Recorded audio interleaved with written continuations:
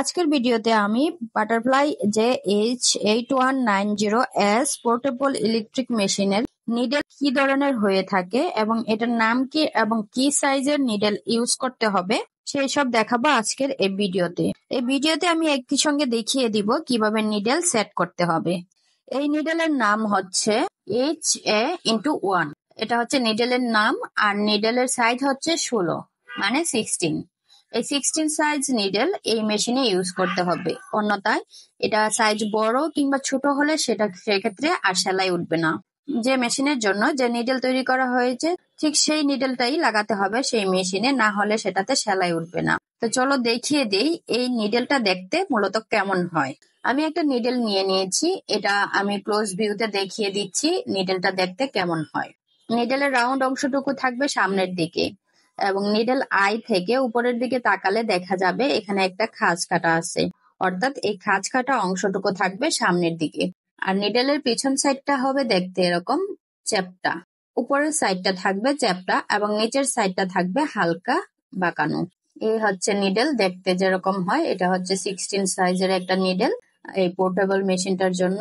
এখন আমি দেখাবো এই নিডেলটা কিভাবে মেশিনে সেট করতে হবে। তো মেশিনে সেট করার জন্য এই যে চ্যাপ্টা অংশটুকু রয়েছে এই চ্যাপ্টা অংশটুকু আমি ভিতরের সাইডে দিব এবং রাউন্ড অংশটুকু সামনের সাইডে থাকবে। এই সোজা বরাবর আমি নিডেলটা লাগিয়ে নিব। তো চলো দেখাচ্ছি কিভাবে লাগাতে হবে। মেশিনের সঙ্গে এই জিনিসটা দিয়েছিল, এটা মূলত ইউজ হচ্ছে এই অংশটুকু দিয়ে নিডেল খুলতে হবে আর এই অংশটুকু দিয়ে ববিনকে টাইট বা লুজ করার জন্য এটা দেয়া হয়েছে। তো আমি এখন যেহেতু নিডেল খুলবো তাই আমি এই মোটা অংশটুকু ব্যবহার করব। এই মোটা অংশটুকু ব্যবহার করে কিভাবে নিডেল খুলতে হয় সেটা এখন আমি দেখিয়ে দিচ্ছি। এই যে এখানে একটা যে স্ক্রুর মতো রয়েছে, এখানে একটা খাঁজ কাটা রয়েছে, এই খাঁজ কাটা অংশের ভিতরে এই মোটা অংশটুকু আমি ঢুকিয়ে দিব। এই যে ঢুকিয়ে দিয়ে নিজের দিকে অর্থাৎ অপারেটর যেদিকে বসা সেই দিকে একটু মোচড় দিব। এই যে এটা লুজ হয়ে গেল। লুজ হওয়ার পর এটা হাত দিয়ে অথবা এই স্ক্রুটা দিয়েও খোলা যায়। যেহেতু লুজ হয়ে গেছে এখন আমি সেটা হাত দিয়ে নামিয়ে নিলাম। এটা লুজ হওয়ার পর যে লাগানোর সুইটা ছিল সেটা আপনি আপনি খুলে আসবে। এই যে নিডেলটা আমি খুলে ফেললাম। এখন দেখাবো এই নিডেল কিভাবে লাগাতে হবে। এই যে চ্যাপ্টা অংশটুকু আমি পিছনের দিকে দিয়ে দিচ্ছি, দিয়ে নিডেলের নিডেলের এই ছিদ্রটা থাকবে অপারেটর বরাবর, অপারেটরের দিকে মুখ করা থাকবে এই আইটা।